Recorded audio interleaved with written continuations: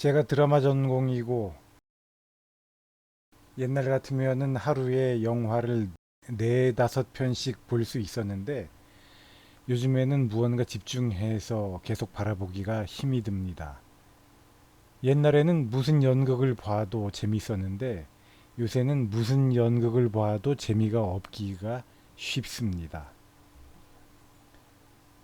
영화 같은 경우도 요새는 헐리우드의 흥행작들을 앉아서 쉬지 않고 보기가 그리 쉽지 않습니다. 이유가 뭘까요? 알폰소 쿠아론 감독의 영화 2018년작 로마라는 영화는 넷플릭스를 통해서 제가 그렇게 지루하지 않게 봤습니다. 그런데 이상하게 헐리우드의 대작들, 대중적인 화제작들 영화 같은 것들은 제가 요즘에는 의외로 계속 지켜보기가 쉽지 않습니다. 우리나라의 흥행작 영화들도 그렇고요. 연극 작품도 가만히 앉아서 보기가 쉽지가 않습니다. 그러다가 근래에 아주 재미있게 본 작품이 있는데요. 그 작품이 바로 극단 배다가 아트원 시어터 3관에서 5월 말에 공연한 붉은 낙엽이라는 작품이었습니다.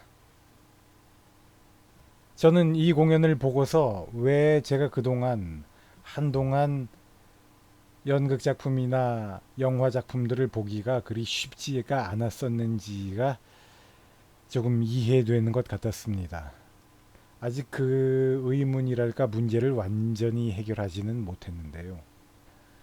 이 붉은 낙엽이라는 작품을 보면서는 저는 이런 생각이 들었습니다. 아하, 내가 그동안 좋은 드라마들을 본 적이 별로 없구나.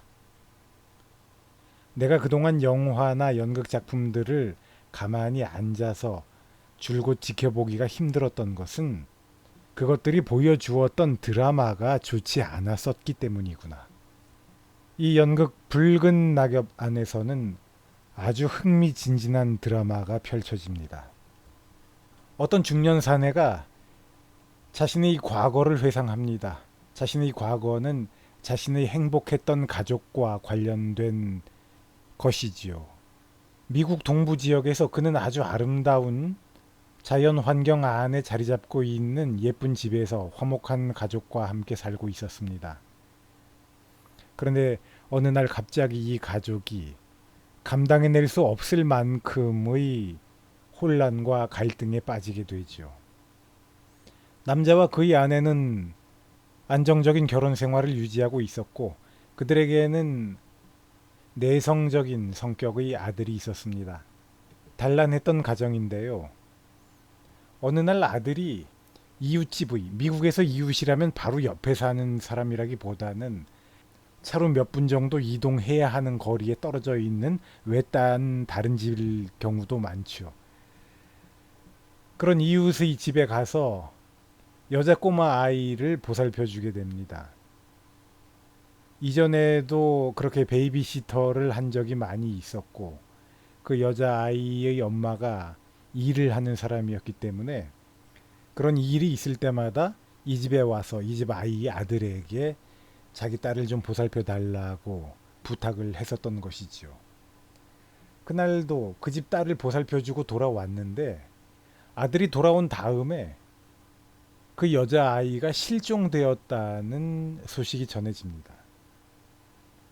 그러니까 당연히 그 여자 아이와 가장 마지막에 있었던 사람, 이 집의 아들이 용의자가 되죠. 부모는 처음에 자기 아들은 그럴 리가 없다고 자기 아들에게 쏟아지는 의혹들을 모두 부인하죠. 그렇지만 점점 이들의 믿음이 흔들리게 됩니다. 아버지는 아들에게 쏟아지는 오해를 풀어주려고 노력을 하다가 여러 가지 그동안 자기가 미처 인식하지 못했던 문제들을 깨닫게 됩니다. 소녀가 실종되던 그날 밤 아들의 행적에는 어딘가 석연치 않은 점이 있었습니다. 아버지는 아들을 끝까지 믿어주죠. 그러면서 사건의 진상을 밝히고 아들의 누명을 벗기고 진범을 밝히기 위해서 노력을 하게 되는데 아들이 컴퓨터에서 아동 포르노 사진들이 발견됩니다. 그러니까 아들은 더더욱 불리해지고 아들에 대한 부모들의 믿음도 더욱 흔들리게 되죠. 그런데 알고 봤더니 아들 방 컴퓨터에 있던 그 아동 포르노는 어느 날 잠깐 집에 들러서 아들의 방에서 자고 갔던 자기 형, 그러니까 아들에게는 삼촌이 되죠. 삼촌이 깔아놓은 것이라는 것을 알게 됩니다. 삼촌은 소아성애적인 성향을 갖고 있는 사람이었습니다. 그래서 아버지는 이 점을 인식하게 되죠. 형제가 어렸을 때 몸이 아팠던 자기 여동생은 말도 못하고 침대에만 누워 있었는데 그 어린 동생을 형이 그렇게 정성 들여서 보살폈던 것이 이제야 이해가 되는 것 같았습니다. 그래서 형을 찾아가서 추궁을 하지요. 나는 왜 그때 여동생이 그렇게 경멸 어린 시선으로 형을 바라봤는지를 알 것 같다. 그러니까 형이 범인이 아니냐 라는 식으로 형을 추궁을 했습니다. 이번 소녀의 실종 사건에도 형이 범인이 아니냐 이렇게 추궁을 하니까 형은 극구 부인하다가 마음의 상처를 입고 나중에 자살을 해버립니다. 그러니까 형은 범인이 아닌 것이 되어버렸죠.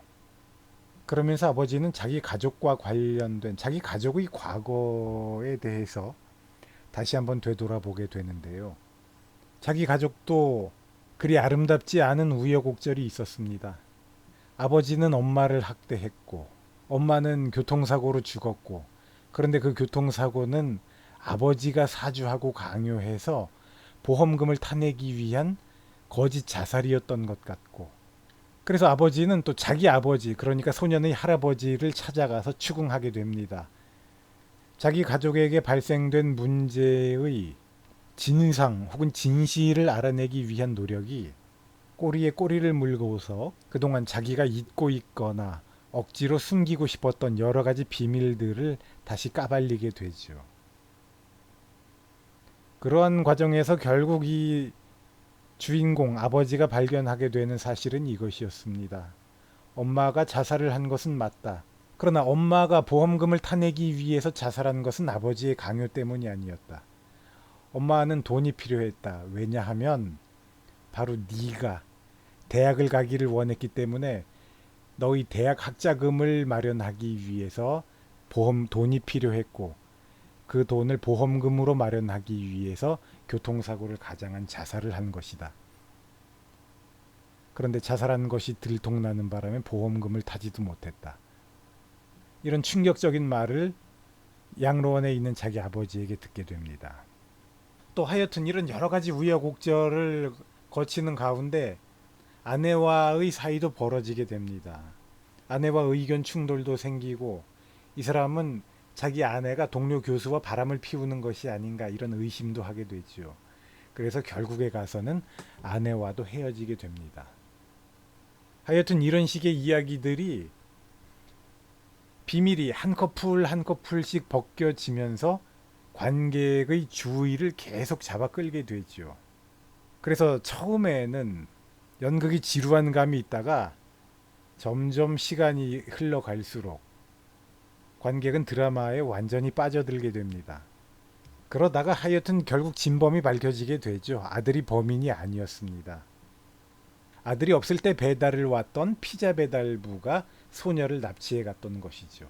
그 실종되었던 소녀는 죽지도 않고 납치되어서 갇혀 있다가 구출되게 됩니다.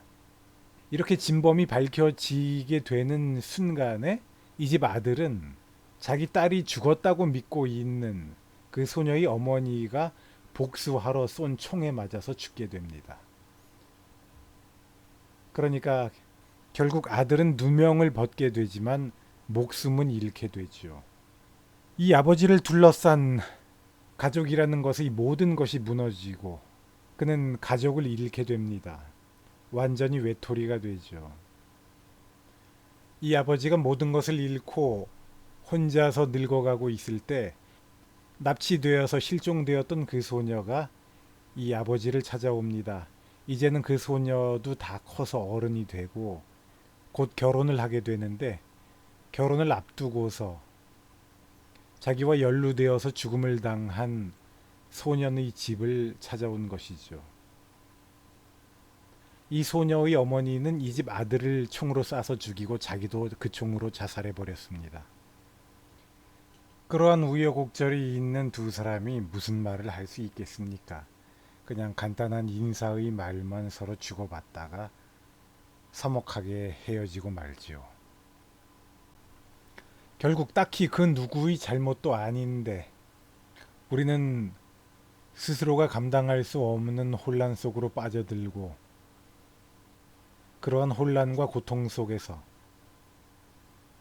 그리 아름답지 못한 우리들의 세월, 우리들의 생활, 우리들의 삶, 우리들의 마음, 우리들 자신의 적나라한 진면모를 발견하게 될 수도 있다라는 이야기를 해주는 작품입니다.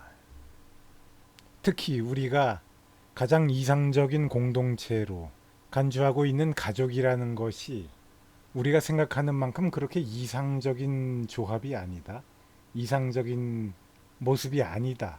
라는 이야기를 해주는 작품인데요. 아무래도 자신에 대해서 되돌아보는 시간이 많아지고 있는 저로서는 좋은 생각거리들을 많이 가져볼 수 있는 작품이었습니다. 저는 이 작품을 보고 나서 이 공연은 드라마의 승리다라고 생각했습니다. 이 공연은 훌륭한 공연이었는데 이 공연의 가장 큰 장점은 드라마 그 자체에 있었습니다. 결국 드라마를 보여주는 연극에서는 드라마가 얼마나 훌륭한가가 그 공연의 성패를 좌우하게 되는 것 같습니다. 영화도 그렇겠지요. 드라마가 얼마나 훌륭한가가 성패의 가장 중요한 요인이 되는 것입니다. 이 간단한 사실을 우리는 잘 잊는 경향이 있습니다. 결국엔 드라마가 좋아야 한다. 드라마가 좋으면 다른 모든 것들이 용서될 수 있다. 라는 교훈을 저는 이 작품으로부터 얻을 수 있었습니다. 아마 원작은 스케일이 조금 더 큰 작품 같은데요. 공간적인 변화가 많고 큰 공간을 요구하는 작품이다 보니까 제가 가서 보았던 아트원 시어터 3관이라는 곳의 무대는 이 작품을 감당하기에는 조금 좁은 감이 있어서 공연이 전개되면서 공간들이 헷갈리게 되는 경우가 있었습니다. 지금 저 인물들이 있는 곳이 부엌인지 거실인지 정원인지 술집인지 헷갈리게 되는 경우들이 있었는데요. 이러한 점들을 연출이 명쾌하게 잘 해결한 것 같아 보이진 않습니다. 그러나 드라마가 좋은 가운데 관객들이 그러한 공간적인 혼란을, 그러한 공간적인 변화에 대해서, 공간적 배경의 이동에 대해서 연출이 수립해달라고 관객들에게 요청하는 컨벤션을 잘 양해하면서 따라가 주었습니다. 배우들도 무난하게 연기를 잘 해주었습니다. 그 정도면 무난하게 잘 해주었다라고 표현하는 것이 맞습니다. 드라마가 하도 좋았기 때문에 제가 원작에 대해서 조금 검색을 해봤습니다. 토마스 H. 쿡이라는 사람의 소설이 원작인데요. 제목이 레드 리브즈입니다. 2005년도에 발표된 소설인데요. 이 작품이 아직 영화화된 것 같진 않습니다. 왜 그런지 모르겠네요. 이 원작이 책으로는 번역이 돼서 나와 있습니다. 아무튼 이 연극 붉은 낙엽은 근래에 그렇게 제 눈에 쉽게 뜨이지는 않았던 진지한 연극이고 우리가 인간에 대해서 생각해 볼 수 있는 기회를 제공하는 좋은 연극이었습니다. 그리고 좋은 드라마였습니다. 요즘 영화나 텔레비전 같은 다른 매체들이 워낙에 강점이 있다 보니까 연극 무대에서 드라마는 점점 더 그 위상이 약해져 가고 있는데요. 결국 드라마가 계속 연극 무대에서 살아남기 위해서는 살아남기를 원한다면, 강력한 위상을 갖기를 원한다면 너무나도 간단하게도 그 해결책은 좋은 드라마를 생산해내는 수밖에 없다. 라는 진리를 다시 한번 깨달을 수 있게 해주는 작품이었습니다. 제가 5월 22일 토요일 오후 3시에 대학로에서 본 연극 붉은 낙엽에 관한 이야기였습니다. 그리고 아까 처음에 이야기했던 로마라는 영화에 대해서도 우리가 계속 좀 생각해 볼 필요가 있을 것 같습니다. 그 영화는 드라마 자체에 신경을 쓰고 있는 작품은 아닙니다. 그런데 이상하게 그 매우 전개가 느리고 자극적이거나 흥미로운 요소들이 두드러지지도 않으면서 상연 시간도 긴 그 영화가 저에게 매우 매력적으로 다가왔습니다. 그 이유는 무엇일까요? 그러한 작품들이 우리에게 어떠한 연유로 호소력을 갖게 되는가에 대해서는 조금 더 장기적이고 깊은 연구와 규명이 필요할 것입니다. 오박사의 공연예술 이야기 244회였습니다. 여러분 감사합니다.